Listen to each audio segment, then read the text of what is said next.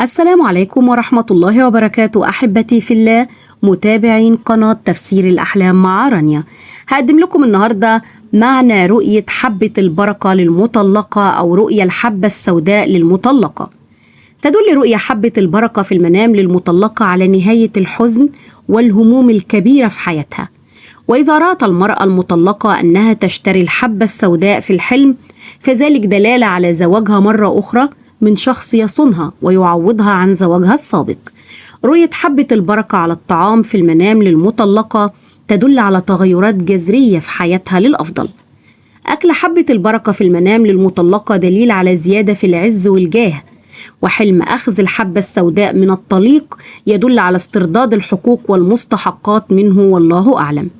وعندما ترى المطلقة في المنام أنها تقوم بشراء حبة البركة يكون الحلم إشارة إلى الغنى والمال الوفير الذي ستحصل عليه في المستقبل. رؤيا أخذ حبة البركة هدية من شخص في الحلم للمطلقة يدل على المكسب الهائل والحال الأفضل الذي ستكون عليه أو الزواج القريب.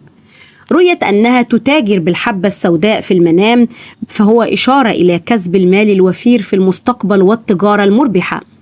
رؤية أكل حبة البركة في الحلم للمطلقة تدل على انتهاء كافة المشكلات والصعاب التي تمر بها في حياتها.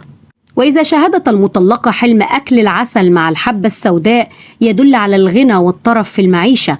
وإذا رأت شخص معروف يأكل حبة البركة في المنام فإنها تتحسن أحواله وظروفه. فرؤية حبة البركة في المنام تدل على أنه سيدخل إلى حياتها رجل عفيف صالح كريم في طبعه يعوضها عن زواجها السابق. وإلى هنا تنتهي حلقاتنا ونلقاكم في تفسير جديد، فلا تنسوا دعمنا دائما بالإعجاب بالفيديو والاشتراك في القناة وتفعيل الجرس ليصلكم دائما كل ما هو جديد لنا. إلى اللقاء والسلام عليكم ورحمة الله وبركاته.